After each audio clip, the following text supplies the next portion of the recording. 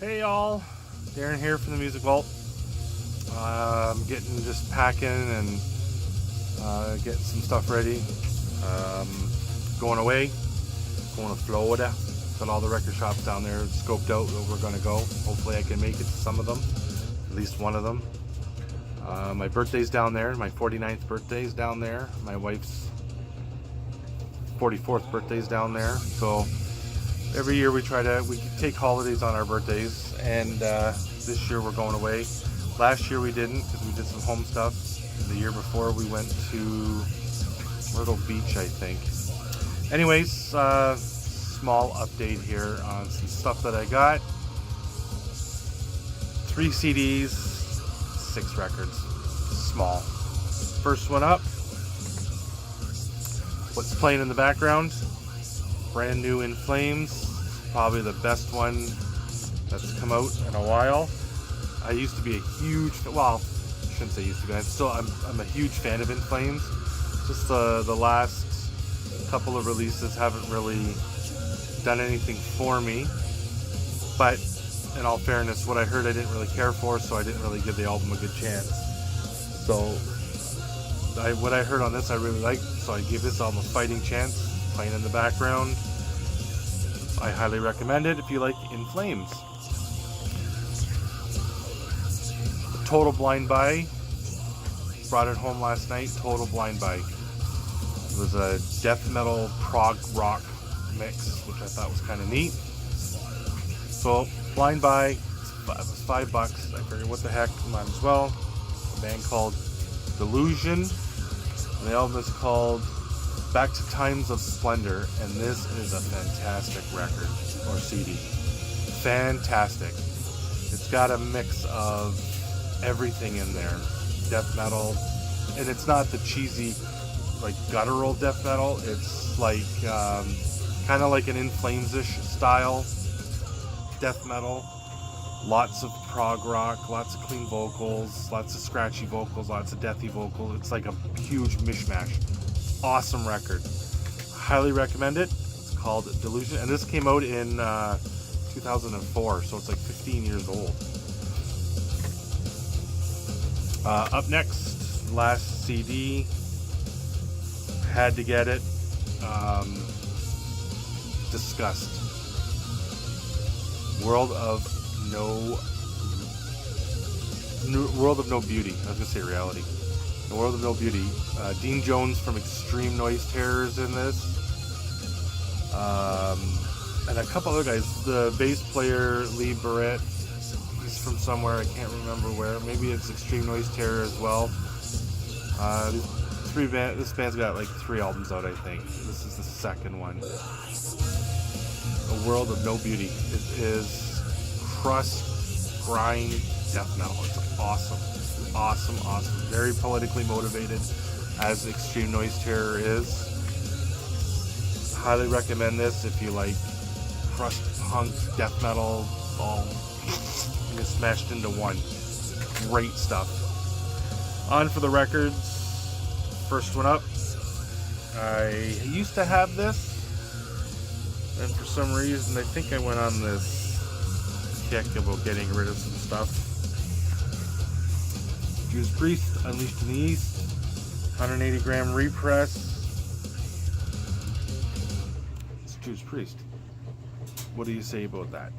I mean, straight black vinyl. Album is in mint condition. Bought it used. It's in mint condition. Had to get it. Next one up. I spotted this at the local record shop. I couldn't even question it. Had to grab it. The new At the Gates. What a awesome album. Still not as good as Slaughter of the Soul. That's probably my favorite At the Gates. That album, start to finish, incredible.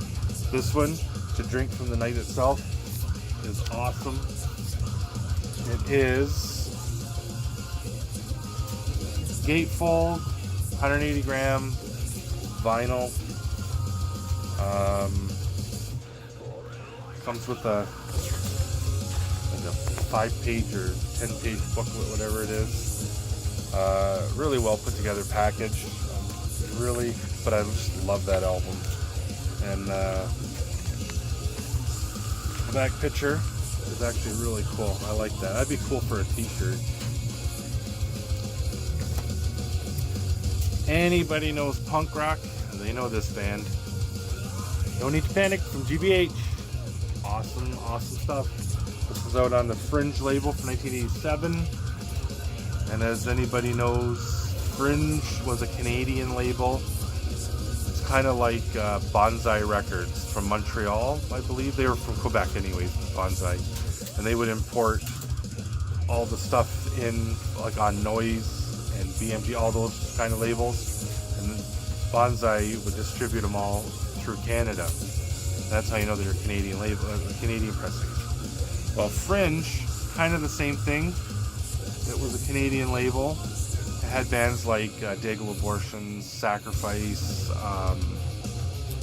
GBH, Dirty Rotten, DBC, Dead Brain Cells. I think their first one was on Fringe. Razor, stuff like that. A lot of they're now defunct, so whenever I see a Fringe label, I grab it, just like the Bonsai label. Whenever I see it, I grab it. Up next is, pick these up, Agnostic Front, Victim in Pain.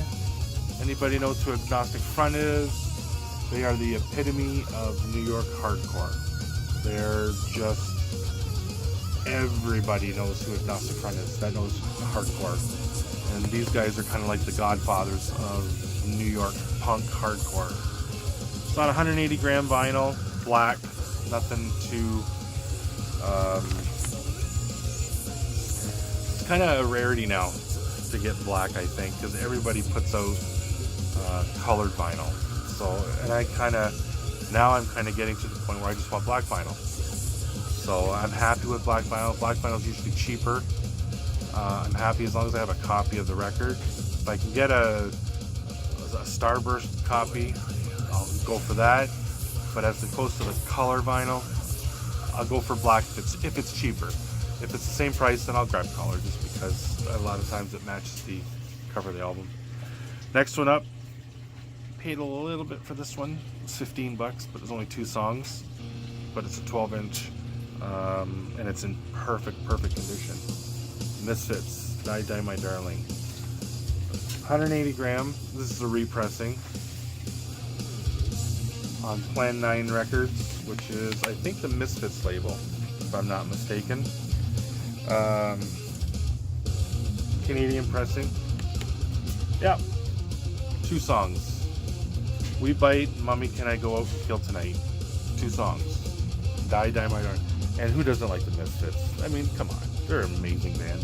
Got a big Misfits plaque over there. Last 2.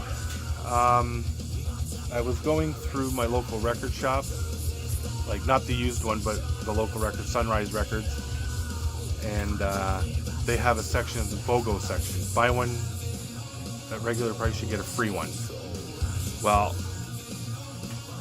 I had to get it because it was a double. Buy one, get one. So the first one, this is the 3rd and the 4th Running Wild records. Port Royal, which is the 4th release, 180 gram black vinyl.